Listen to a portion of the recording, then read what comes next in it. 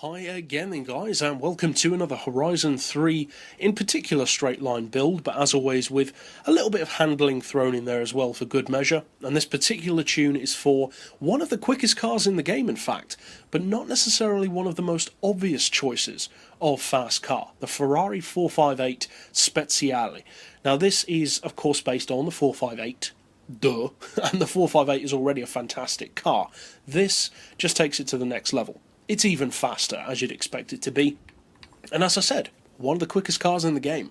Now, as far as upgrades, some things are pretty obvious by this point. Of course, you want that 1500 horsepower V12. Of course, you want the twin turbo. If you've been on the channel before, you know I would always recommend all-wheel drive.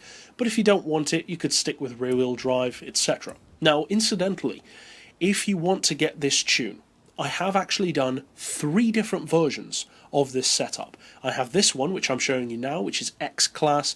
I've also done S2, which gives you the same performance, but in a more practical class that you can use online more. And I've also done an S1 build, which isn't quite as quick, but is still useful in a different way. So it depends what you want.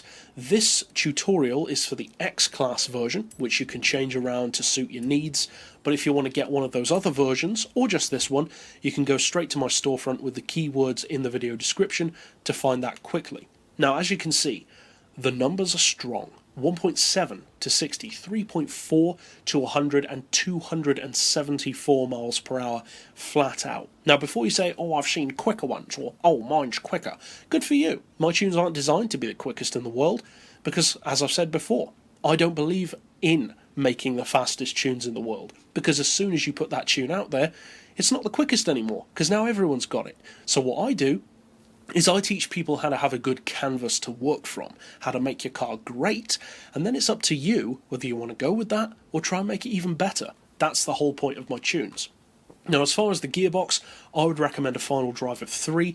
Then for the rest, it's similar to what we would usually do, but with a couple of small changes thrown in there. 2.9 for first, then 2, 1.5, 1.19, 0.97, and 0.81. For the alignment, you know the drill, neutral, camber and toe, unless you specifically want it to be otherwise, 1 degree of caster for manoeuvrability, anti-roll on 34, springs on 154, 263, and the lowest ride height front and rear, springs on 12, 18, 6 and 8, aero doesn't apply of course, and obviously I wouldn't recommend having the wings, and for the diff I would recommend 100% on acceleration, 0 on deceleration, and for this particular car an 82% split in favour of the rear.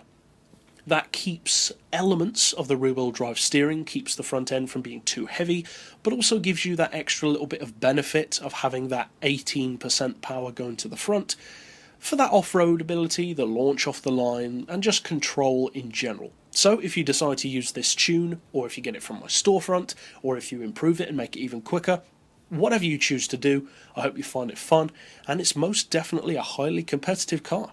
But that's it overall for this tune, and if you'd like to see more, you can of course subscribe down below. But for now, as always, thanks for watching.